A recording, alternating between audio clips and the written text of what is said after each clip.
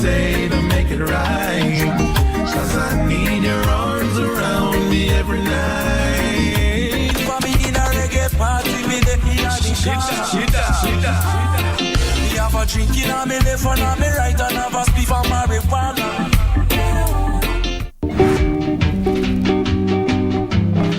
Santos Chifira. Gani? Mimi na uzanga mawabling na wagon. Kwani wewe peke yako tu hapo kwa hiyo mtaa wewe ndio uko na mkokoteni? Lakini ni wagon yangu ndio imepatikana kwangu. Mimi nikiwapeaga wagon renangwa, wanakuja magizgiz, wananipiga ngadua ama ruas. Sasa hiyo ni nini? Wewe kuna mkokoteni yako ipotea? Mimi hakuna mkokoteni. Na uko na mikokoteni? Hapana. Uko na ambulance hiyo? Sina. Na ulikuwa unakuja kutufanyia first aid hapo kwa Kiraimsini kama nani? Munangere ndio nini? Ni pesa. Unasikia? Huyo hana kitu. Wewe unataka mlipa huyu? Nani? Wewe. Mimi sina kitu ya kumlipa na mlipa. Sasa kwa nini unauliza swali ambayo haitakusaidia? Wasana na hiyo yote. Hiyo barabara ni yako. Barabara sio.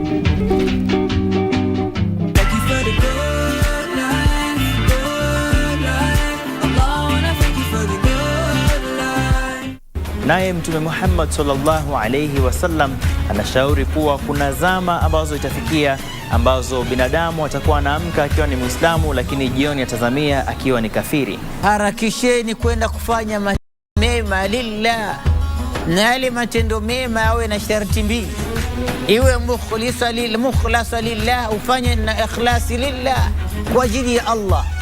Ukiswali swali lillah kwa ajili ya Allah.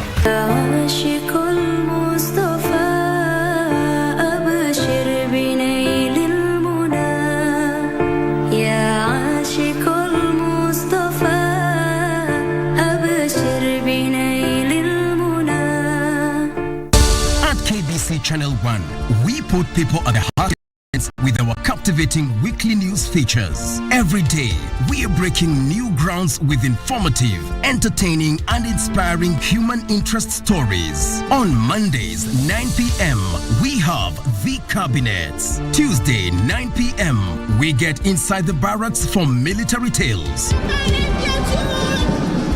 We delve in the world of cinemas and theater each Wednesday night.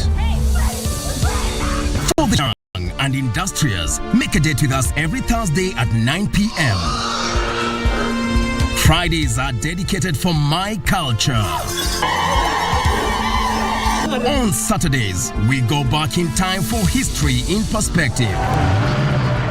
And on Sundays, we get to know the process of how things are done and made. KBC Channel 1 News features a whole lot of wonderful viewing experience.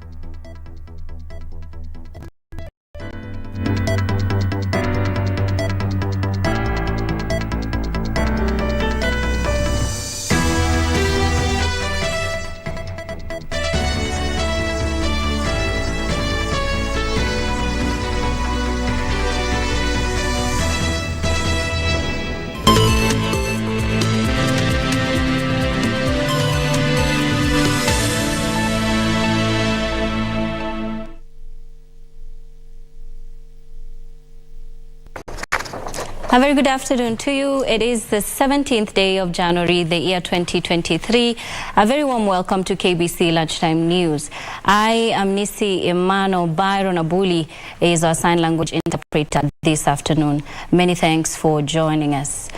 Now we begin with the Independent Electoral and Boundaries Commission. Wafula Chebukati has termed his 6-year tenure at the institution a tough one. Chebukati says he went through challenges but termed the just concluded 2022 general election success. Chebukati has also advised his successor to practice patience to to be a good listener. Chebukati is concluding his 6-year tenure today alongside 2 other commissioners. Yes, it's been tough. We went through challenges, but 2022 election was a success as far as the commission is concerned. A lot of success stories, and we want to build on those success stories. And the team that will come after us, when they do come, we shall ensure that there are enough handover reports, including this PA report and what we have done the last 6 years, so that they can pick it up from there. So I feel I've made my contribution to the institution of the IBC and to strengthening democracy in this country.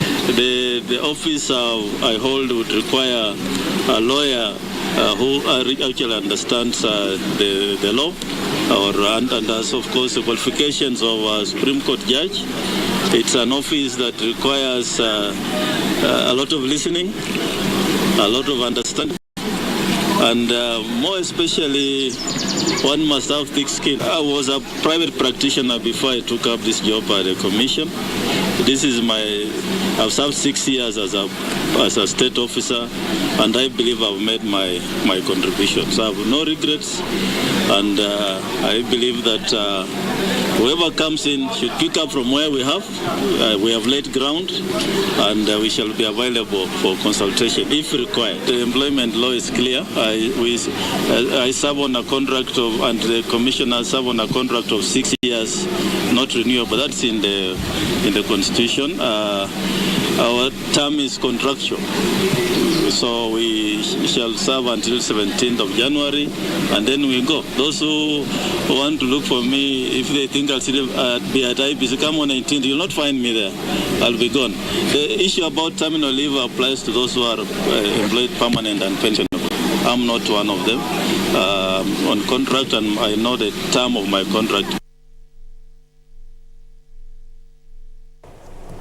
Indeed, that's the outgoing IEBC chairman, Wafula Chebukati, and our reporter Yusuf Farah was on the streets of Nairobi earlier today to just give us a feel and the comments from Kenyans on the performance of the chairman and the commissioners. Let's take a look.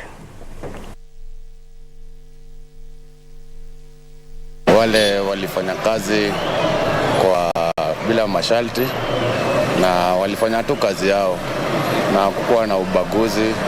Uchaguzi ilikuwa free and fair, so mimi naona kazi yao ilikuwa tu sawa. Ilikuwa mzuri sana, na walifanya kazi yao kama vile ilifaa, kwa sababu hata hii pande nyingine ilipoenda kotini hakuna mahali makosa ilionekana.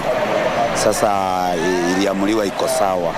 Chebukati is one of the greatest at all times, kwa sababu ni ule msee akona msimamo, hakuwa anarudi nyuma. Hao wengine wawili pia nadhani wamekuwa yani imekuwa ni group, imekuwa ikiwa pamoja despite the four wenye walikuwa wanapeana views zao differently.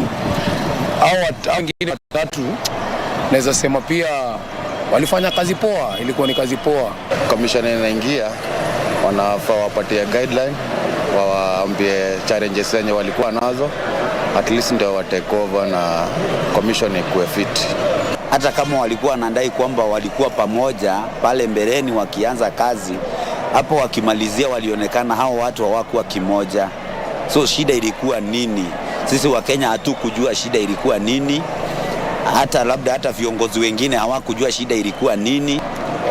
Wenye wanakuja tunaweza waambia wanaweza follow your example, na ikuwe ni commission yenye itakuwa na transparency na accountability, na wajaribu pia kuplay na mainza wa Kenya, tusikuage na vita saa zote, kwa sababu pia ina depend kwao pia.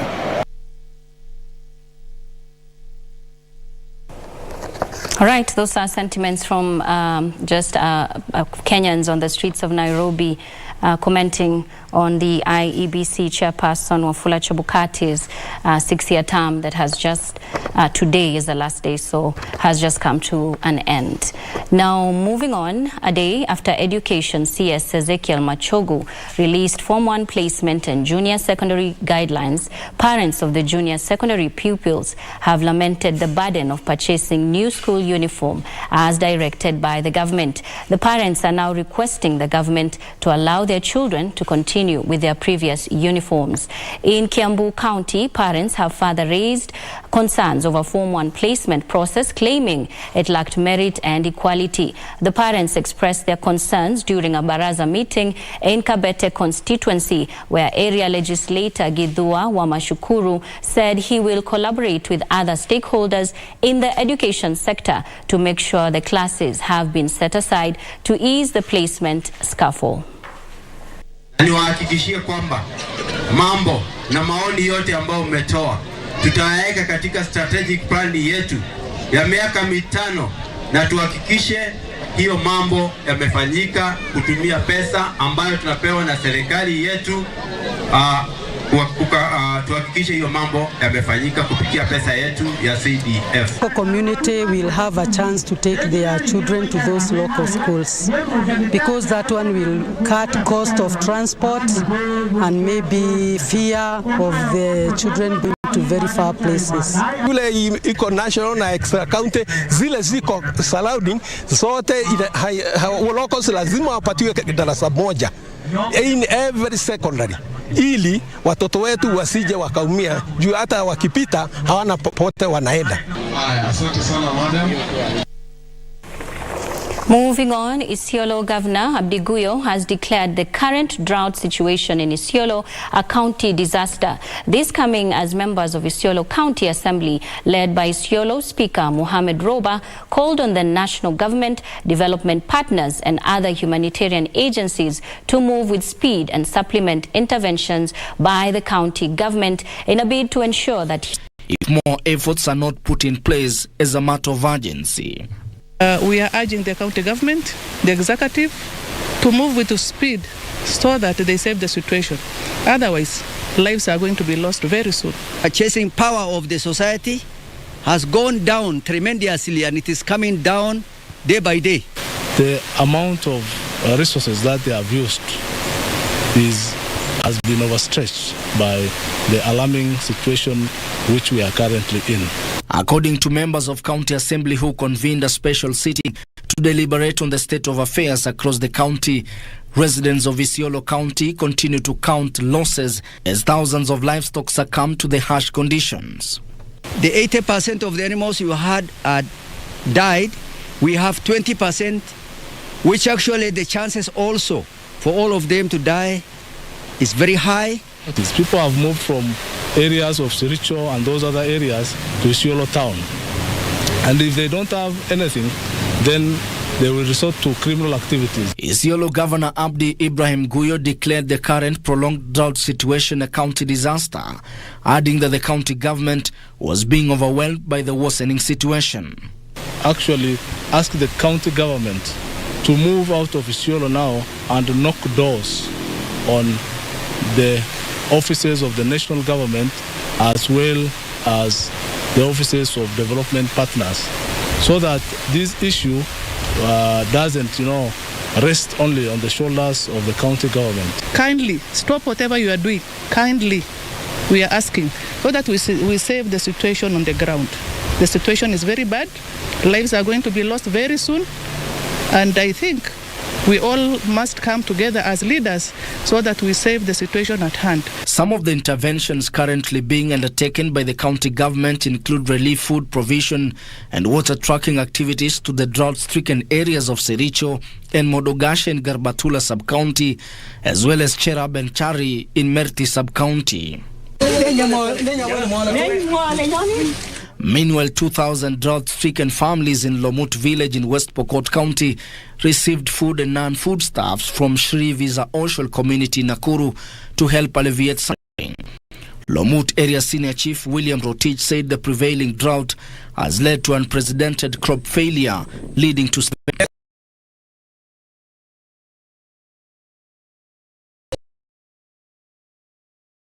kukumbuka watu wetu kwa kuwaletea chakula, kwa maana kweli kwa miaka miwili uliopita pande huu haujakuwa na mvua ya kutosha na watu wetu wengi wameathirika na baa la njaa. The administrator called for scale up humanitarian.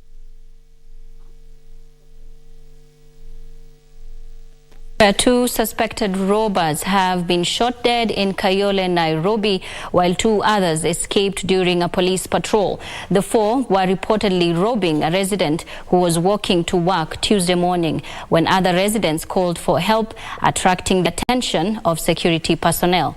Kayole OCPD Paul Wambugu said the criminals refused to surrender, forcing police officers to gun them down. Police recovered 1 pistol and 1 toy pistol as 2 robbers managed to escape with crude weapons.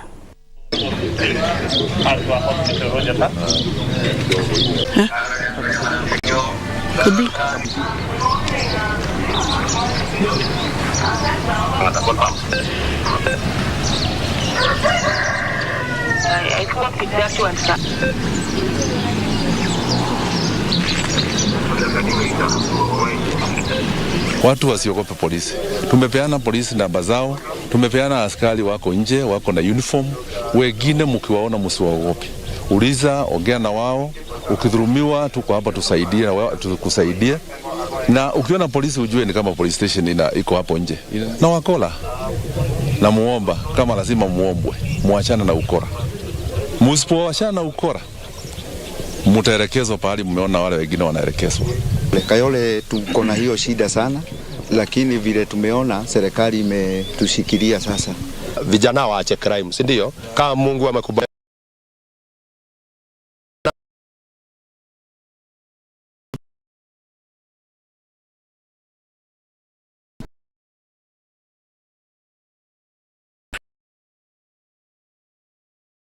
Representative Doris Aburi is petitioning the national government to address the rising trend of domestic violence in the region. Addressing mourners at the funeral of 2 children recently hacked to death by their father at Kiobegi in Nyamache sub-county, Aburi decried the murders and bizarre incidents witnessed in the larger Gusii region, saying it is a crisis that needs to be addressed. The Kenya National Human Rights Commission is currently holding public engagement on the matter.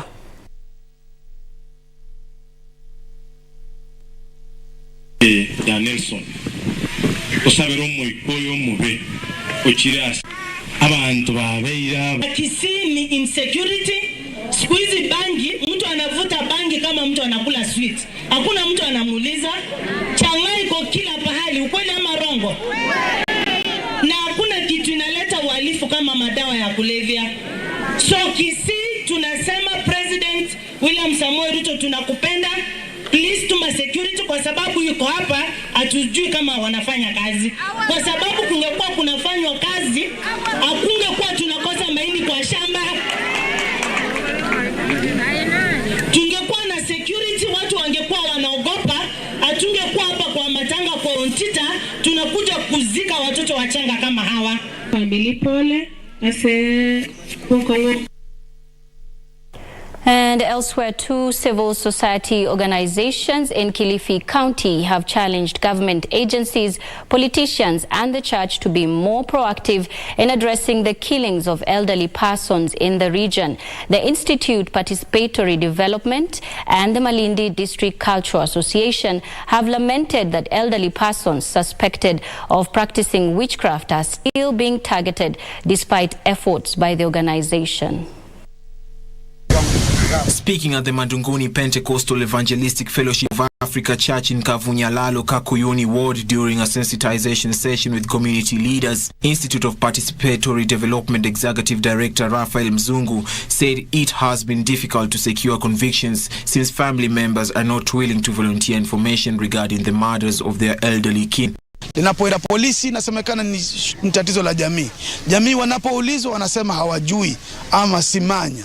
Na tunapoenda kotini tatizo ni kwamba tatizo linaonekana ni la kijamii. Ndio sababu tumekuja hapa kwamba kuhamasisha jamii na jamii kuanza kuchukua jukumu palipo na makanisa, palipo na vijana ama makundi ya vijana na makundi ya kijamii na makundi yale mengine yote yaliyoko katika jamii, tuweze kushirikiana kuhamasisha jamii na kumaliza tatizo hili la mauaji ya wazee. Ngoma says investigative agencies should go beyond the arrests of family members and dig deeper to get enough evidence that will lead to conviction, and allay fears that perpetrators will go after the witnesses. Mzee atowawa leo, watu wanashikwa, wanaenda wale wenye boma, siku ya mazishi wanakuja wanazika, na wakienda kule kesho kutwa washarudi. Ni kwa nini serikali yetu? Mashamba ni Human rights, we beg your pardon, we'll visit that story.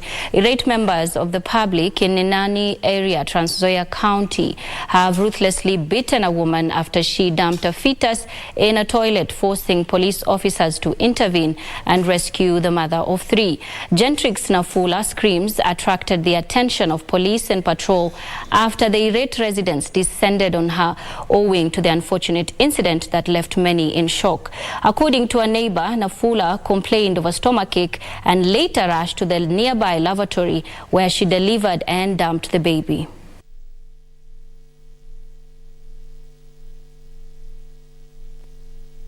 Wakati nilienda kwa choo, nilijua tu niko naenda kupupu. Na vile nimefika kwa choo nikainama msinimavi. After that, mtoto kweli wa jamani, hata kama ni kichwa, mtu anasikia kama kusaa. Lakini hii haikuwa inajisikia kusaa. Ilitoka tu yote pamoja. Mimi kitambo itoke hivi mtoto amelilia kwa choo na placenta naime. Mimi mampito alipita hapa akasema tumbo inaniuma. Mimi nikaambia mampito kama unauma na tumbo ama tuende hosi, akakataa. Akasema niko naita daktari akucha afanye nini anitibu, na akaenda kwa choo.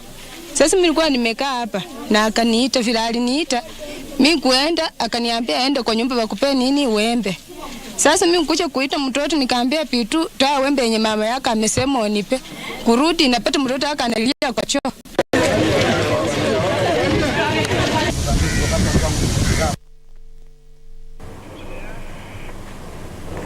All right, let's now take you to Marsabit County, Loyangalani to be specific. Our reporter Tess is over there, and she's going to be giving us an update on the adverse effects of climate change. Good afternoon, Tess. What is the latest?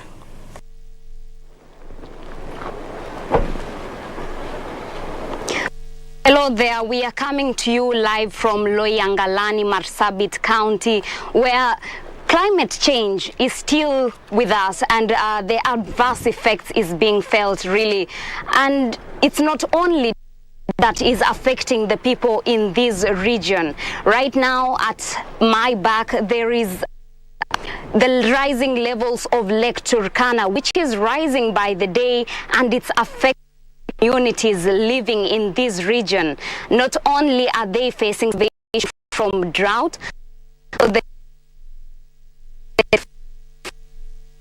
and fish is also the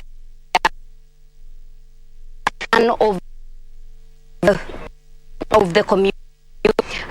It will be telling us how it has been and affected with the rising. All right, we will try and get Tess back. It seems that we are having a network problem. Tess is in Marsabit County. We will be trying to get her back. But let's take a break. We'll be back in a bit.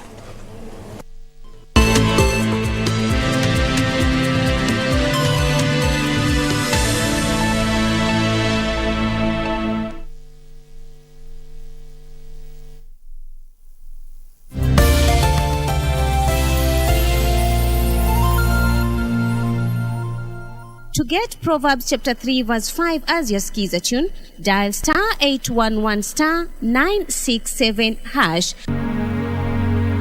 Trust in the Lord with all your heart and lean not in your own understanding. In all your ways submit to him, and he will make your path straight. Proverbs chapter 3 verse 5 6. To get Proverbs chapter 3 verse 5, dial *811 *967 hash. *811 *967 hash. You know that it is time for you to get a dose of that entertainment.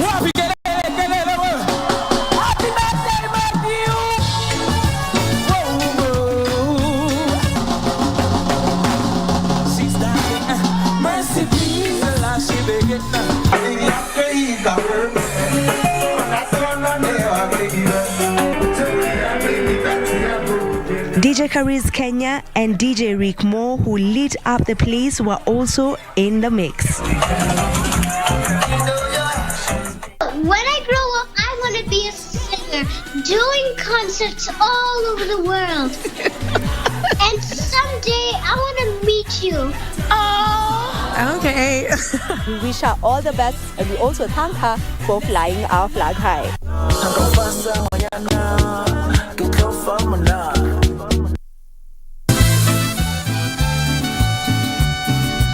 I tried to explain it to him. I really tried to talk to him, but he was out of his senses. I know he will look for you. I don't want him to. If he wants to talk to me, I have no problem with that. Is there anything you want me to do? No. Let him figure it out himself. He is old enough anyway, and the vet must know what he's getting himself. Do you want to talk here or you want it somewhere else? Malena, no. Really, I don't want to listen to your stupidities today. Please get out. And do you think it's stupidity to saddle somebody with your sins?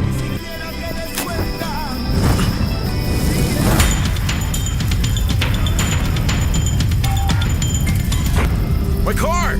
My car! My car is burning! My car! Fire!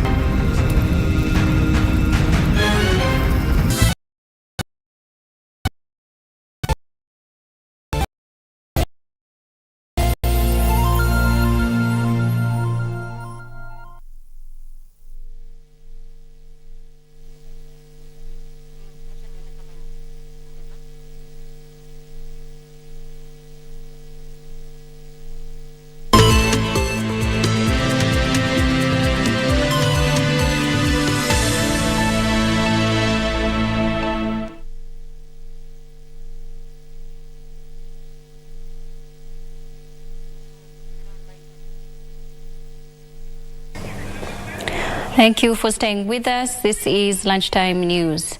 Now moving on, human rights activists in Kajiado County have faulted the local authorities of an increase in the number of harassment cases of minors among the Asal communities. The group says that more than 200 child molest cases were recorded in 2022 in the county, which ranges from female genital mutilation, early marriages, and sexual harassment.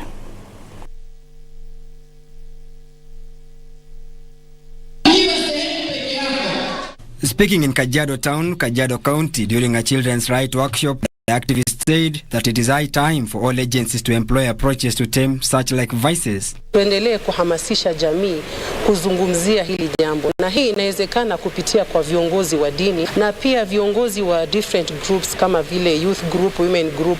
I think by doing that tutakuwa tumeokoa jamii. With law enforcement agencies and hospitals being urged to act swiftly on any cases which emerge. Unapata zile data ambazo ziko hospitali na zile ambazo ziko katika police station haziambatani. So inamaanisha kwamba watu wengi wanakimbia hospitali lakini hawaendi kuripoti kwa polisi ili haki itendeke. The stakeholders further urged communities living in arid and semi-arid regions to do away with practices that might harm children. Anadhulumiwa pengine na mjomba wake na ndugu yake na babake. So hayo mambo yanaishia tu hapo nyumbani. Majirani wanajua. Ni kwa sababu mama ama baba hajafanya ile mikakati ya kutaka kwenda kuriport, unakuta hilo jambo limefanya nini, limefunikiwa hapo kwa hapo. As the children becomes aware of the dangers of what they are getting into, they will be able to in the future to make the right decisions, and we believe we'll have a very effective and good community. The program saw more than 200 optimistic children aged between 8 and 17 years equipped with knowledge about their reproductive health. Frederick Parsayo, Lunchtime News.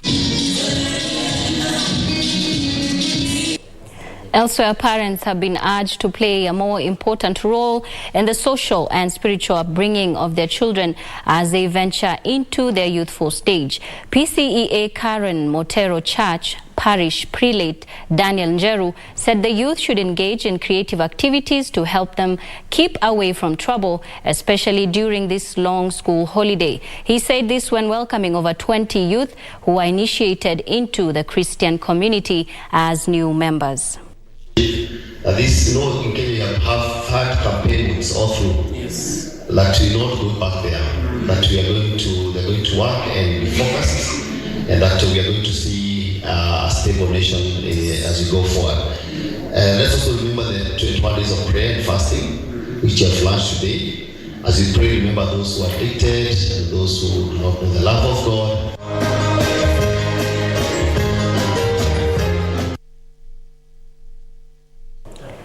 Moving on, a section of widowed and single mothers who run a bead business in Samburu West have benefited from a 3-day training courtesy of the Oli Africa organization. The training aims at improving their work by enabling them develop their art as an investment and as a way to protect their culture.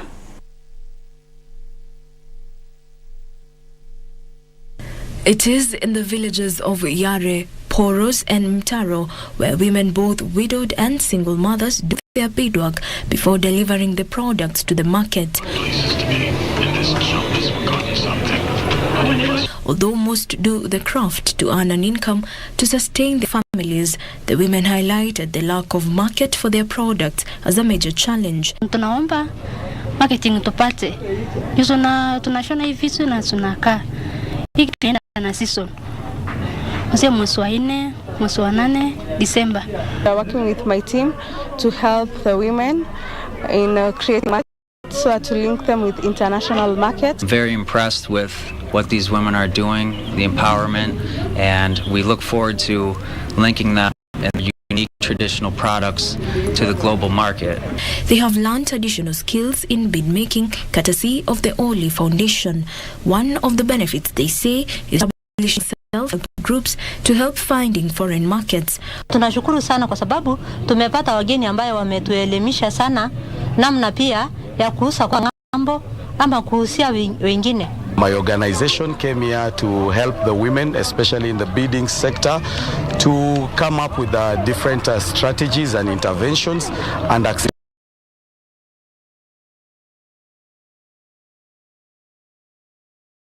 especially in the beading sector.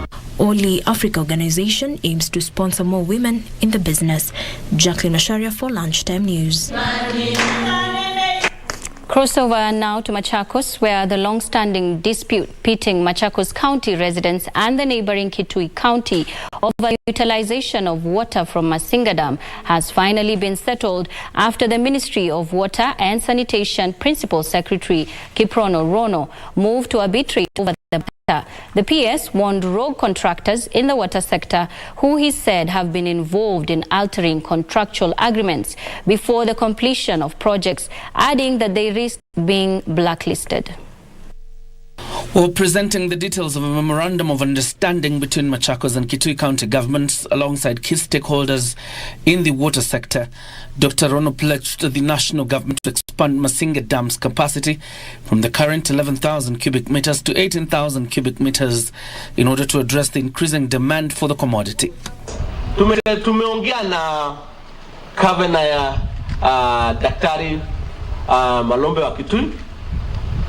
Tumeongea na gavana Wafinya Dete ya Machakos vile tutatatua shida za maji hapa, vile hata president ametuambia tukuche hapa tuhakikisha kwamba hii mashida zote za maji hapa tuone ya kwamba tumetatua tukiwa tumeketi pamoja kama viongozi, ili wananchi ya kawaida wapate maji kwa manyumba, kwa mashule, kwa mahospitali na vile kwa shamba na hata maji ya mafuko. The Principal Secretary further added that Machakos County will now control 40% of water from Masinga Dam, which will be managed by Yat Water company, while Kitui will retain 60% under Kitui Water and Sanitation Company, assuring residents of Kenya Kwanza's administration's commitment to ensure lasting solution to water problems facing Kenyans.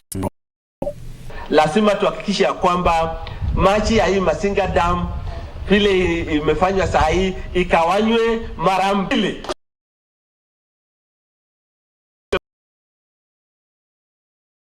Maji yao na wa manage maji yao na Yata Water Company.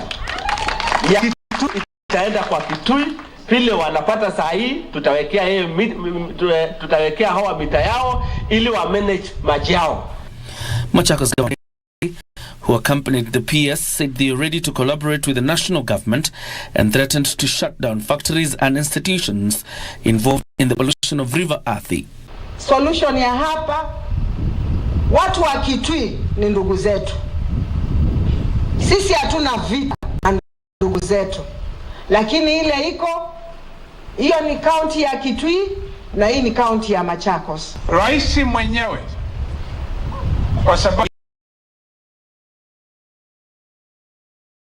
intake hapa ipanuliwe tupate maji ya kutosha. Ilitaja 300 million Kenya shillings. Na rais akijibu alisema atapatiana hizo pesa.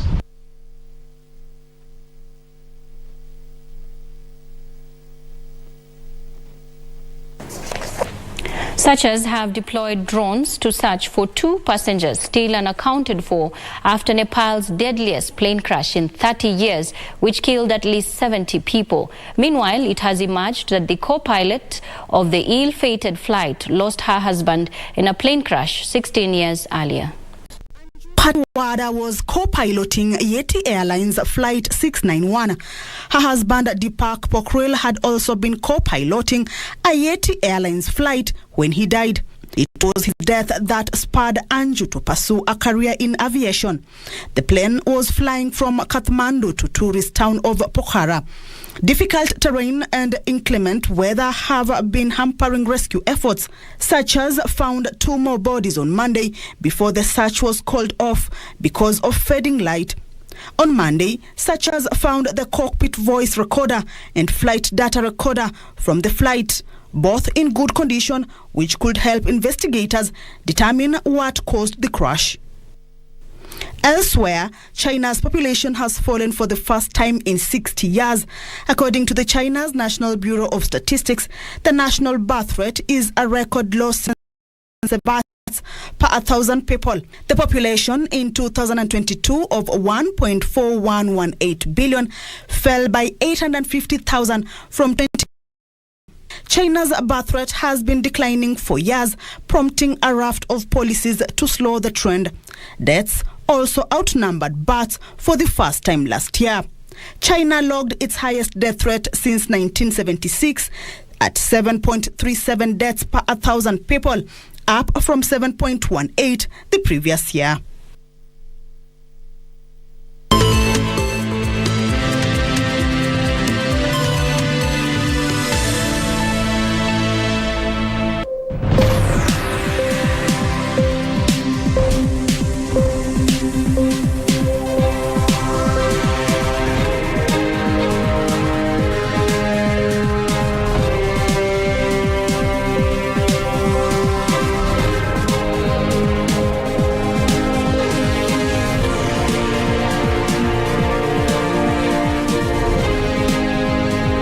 Time now for business, where coffee cooperatives have expressed confidence in the reforms being undertaken by the government, noting that they're long overdue. Led by National Coffee Cooperative Union Chairman Francis Ngone, the cooperatives say the reforms will enhance production and earnings. They are, however, calling for more representation of smallholder farmers during policy formulation and have welcomed a move by the new KPCU board to work directly with coffee unions.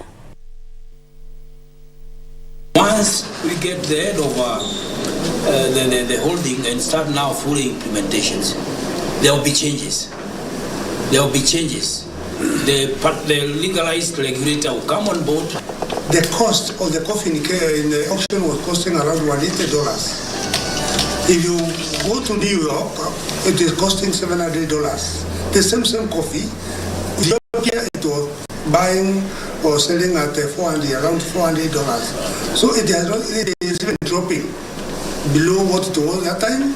And because we have talked to the minister and the PS around here, they have taken that one up, and I believe there will be a change. They are in charge of that department, so we cannot see why the farmers should continue suffering. The marketers, the tales that are there already, if the reforms came into effect, they have a law they can play, but play it differently. Play it differently. What is major in the reforms is the issue of one person meeting and mainly also sometimes involved in the production at the society level, taking the meeting, taking the marketing, and taking also the buying of coffee. Water shortage in Nairobi is set to ease by October this year once the 8.2 billion shilling Northern Collector Tunnel is completed. Water and Irrigation Cabinet Secretary Alice Wahome said the tunnel, which is 95% complete, is expected to end the perennial water shortage in Nairobi and ease the city's demand due to its ever-growing population.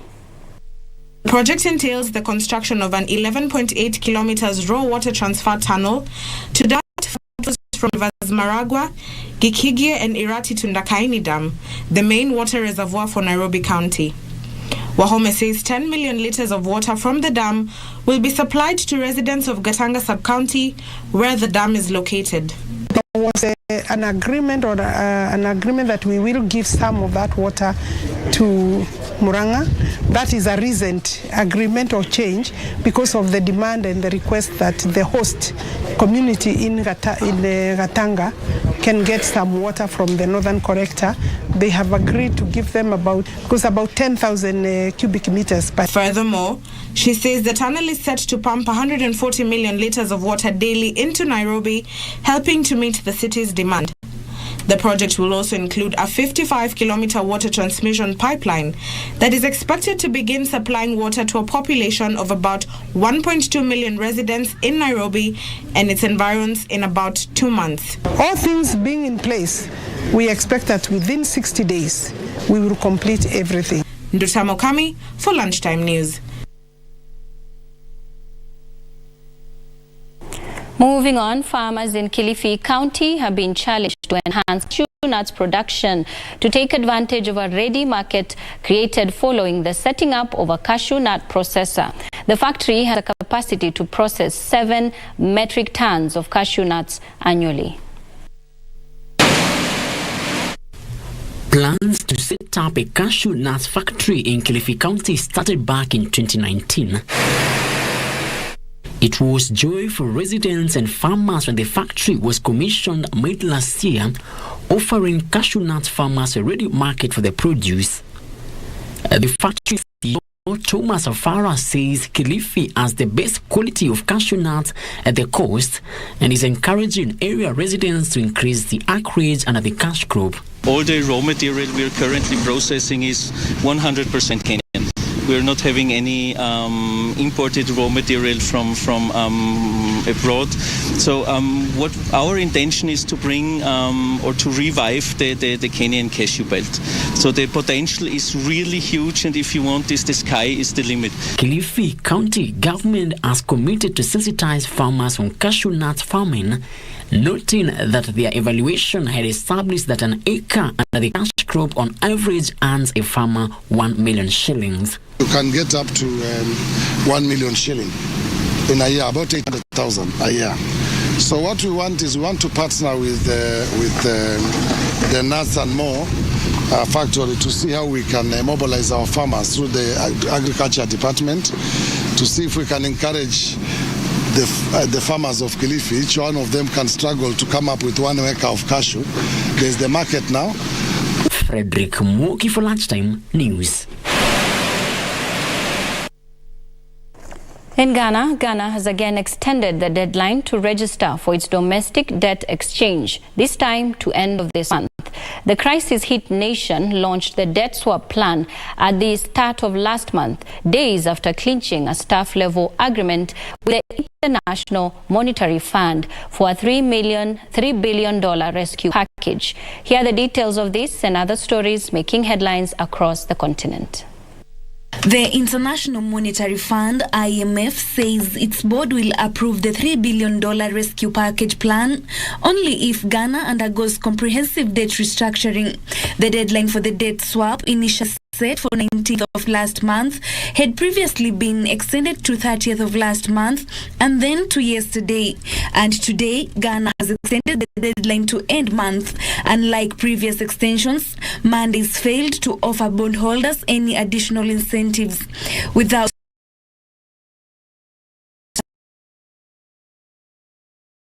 last week of its 2023 bond, a 2% cash fee in exchange for registering for the exchange, but opposition to the program has remained pervasive. Elsewhere, the president has ordered localizing complementary industries, production of new and renewable energy, including green fuel, a major component in many projects nationwide. Egypt is keen on optimum use of the Suez Canal by tapping its geographical location as the center of the world's most important shipping lanes.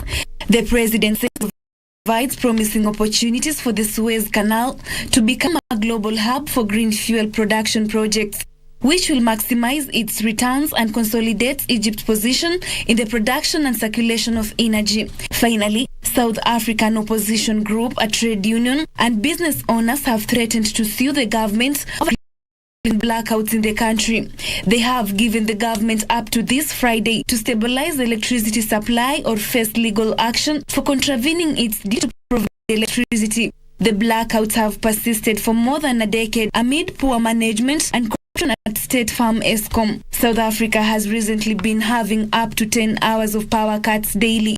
The problem has the president to cancel a trip to the World Economic Forum in Davos to hold meetings at home with business and labor leaders. Lunchtime News. Well, over 60% of buildings inspected in Kenya have been found unfit for human habitation for not meeting the set construction guidelines. The Construction Authority says a multi-sectoral approach suffices in dealing with the rising cases of collapsed buildings. Over 87 buildings have collapsed, with over 200 people losing their lives. The collapse of buildings, especially in Nairobi and the satellite towns, has been blamed on poor workmanship and unqualified professionals in the construction industry. National Construction Authority blames property developers, rogue contractors, and engineers inspected. Over 60% have been found unfit for habitation.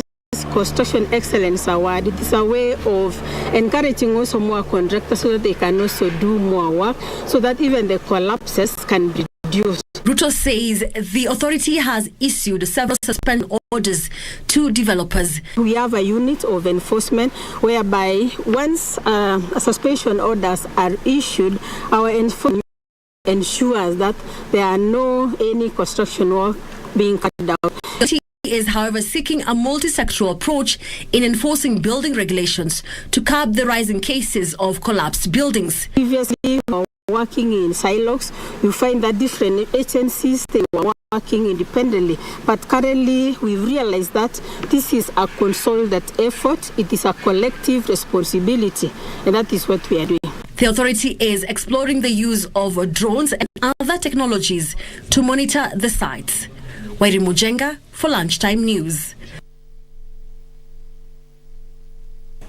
In the international scene, China's economy grew last year at the second slowest rate in almost half a century, a sign of how the country's strict coronavirus regulations have affected businesses. Official figures 2020, China's full-year GDP expanded by 2.2%. Last year's economic growth was the weakest since the year 1976.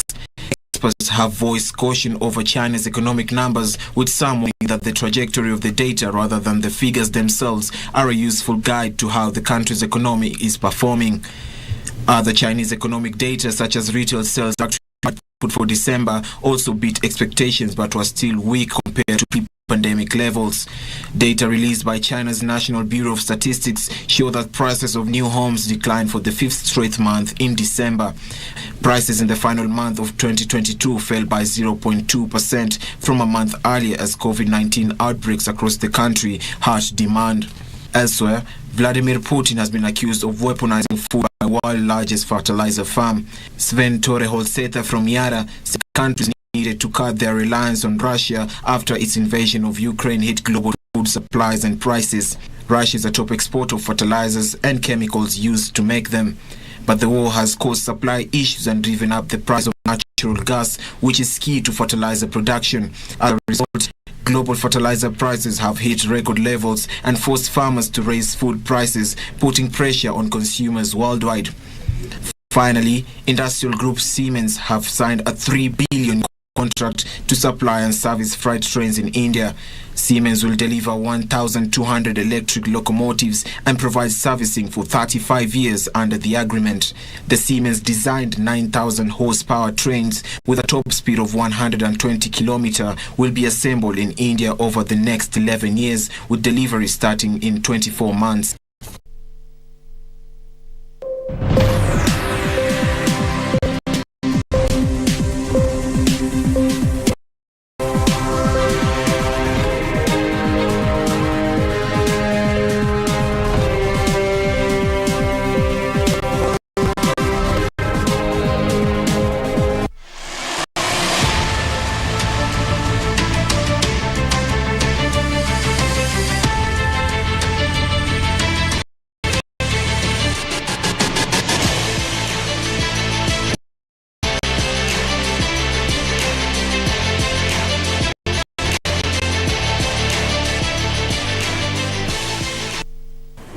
And in sports, double Olympic champion Eliud's world marathon record set in Berlin last year has been ratified by the World Athletics. Kipchoge set a new record time of 2 hours, 1 minute and 9 seconds after shaving off 30 seconds from his previous record. Meanwhile, former Copenhagen half marathon champion James Mwangi Wangare has been provisionally suspended by the Athletics Integrity Unit for use of banned substance norandrostrone. Doping menace continues to wreak havoc in athletics in the country after yet another athlete was found to have breached World Athletics anti-doping rules. James Mwangi Wangare is the latest casualty to fall in the doping trap, and he has been provisionally suspended by the Athletics Integrity Unit for use of banned substance norandrostrone. This will be the second doping offense for the 28-year-old long-distance runner who was banned for 4 years in 2017 for the presence of the same substance. Double Olympic champion Eliud Kipchoge's marathon record set in Berlin last year has been ratified by the World Athletics. Kipchoge set a new record time of 2 hours, 1 minute and 9 seconds after shaving 30 seconds from his previous record. Kipchoge came close to once again breaking the 2-hour mark in Berlin last year in a race that saw him pass the 20-kilometer mark 2 seconds ahead of his time during the Ineos Challenge in Austria in 2019. The Marathon Supremo has managed 15 wins from 17 marathon attempts, and he has won 2 Olympic gold medals. The history maker in Berlin, yet again, he has done it. The world. Moving on, Jerome Gom Bekele scored the only goal as Cameroon beat Congo 1-0 in their first African Nations Championship match at Oran Olympic Stadium in Algeria. The action continues today with the host Algeria facing Ethiopia. Cameroon break. Gone once again. Danger for Congo. Cameroon national soccer team leads Group E of the CHAN Championships after overcoming Congo 1-0. Put it all the way up there. Kemanjo is in the middle.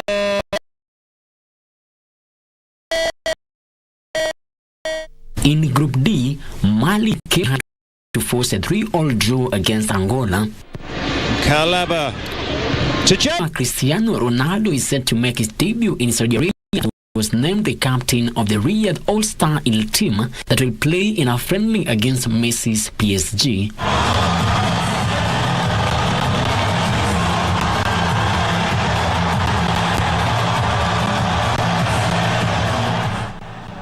English Premier League side Nottingham Forest have announced the signing of Brazilian midfielder Danilo from Palmeiras on a contract until 2029.